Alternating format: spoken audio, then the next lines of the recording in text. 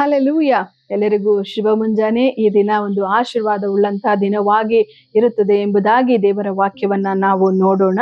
4ನೆಯ ಕೀರ್ತನೆ 5ನೆಯ ವಾಕ್ಯ, ನ್ಯಾಯವಾದ ಯಜ್ಞಗಳನ್ನು ಸಮರ್ಪಿಸಿರಿ, ಯೆಹೋವನಲ್ಲಿಯೇ ಭರವಸವಿಡಿರಿ. ಹೌದು ಪ್ರಿಯರೇ, ನಮ್ಮ ದೇವರು ನ್ಯಾಯವಾದಂತಹ ದೇವರಾಗಿದ್ದಾರೆ.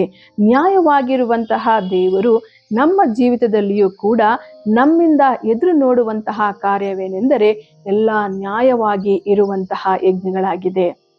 ಬೇರೊಂದು ವಾಕ್ಯದಲ್ಲಿ ನಾವು ನೋಡ್ತೇವೆ, ದೇವರು ನಮಗೆ ಹೇಳ್ತಾರೆ, ದೇವರು ಯಜ್ಞಗಳಿಗಿಂತ ಹೆಚ್ಚಿನದಾಗಿ ದೇವರು ನಮ್ಮ ವಿಧೇಯತೆಯನ್ನ ಎದುರು ನೋಡುವಂತವರಾಗಿದ್ದಾರೆ.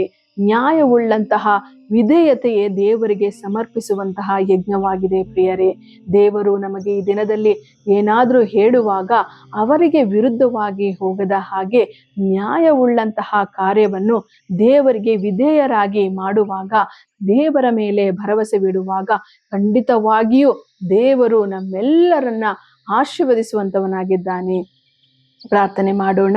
ಸ್ತೋತ್ರ ಕರ್ತನೆ, ಪರಿಶುದ್ಧನಾಗಿರುವಂತಹ ದೇವರೇ, ಅಪ್ಪ, ನಿಮ್ಮ ವಾಕ್ಯವು ಹೇಳಿರುವ ಪ್ರಕಾರವಾಗಿ ಈ ದಿನದಲ್ಲಿ ಕರ್ತನೆ ನಾವೆಲ್ಲರೂ ಕೂಡ ನ್ಯಾಯವಾದಂತಹ ಒಂದು ಯಜ್ಞಗಳನ್ನ ಕರ್ತನೆ ವಿಧೇಯತೆಯ ಪೂರ್ವಕವಾಗಿ ಕರ್ತನೆ ನಿನ್ನ ಸನ್ನಿಧಾನದಲ್ಲಿ ಅರ್ಪಿಸುವ ಹಾಗೆ ಈ ದಿನದಲ್ಲಿ ನಮ್ಮ ಜೀವಿತವನ್ನ ನಡೆಸುವ ಹಾಗೆ ನಮಗೆ ಕೃಪೆಯನ್ನ ಕರ್ತನೆ ಕೊಡಬೇಕಾಗಿ ಪ್ರಾರ್ಥನೆ ಮಾಡ್ತಿದ್ದೇವೆ ಅಪ್ಪ.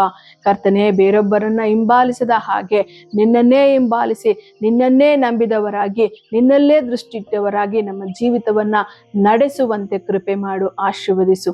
ಯೇಸುವಿನ ನಾಮದಲ್ಲಿ ಪ್ರಾರ್ಥಿಸಿ ಬೇಡಿ ಹೊಂದಿದ್ದೇನೆ ಕರ್ತನೆ, ಆಮೇನ್.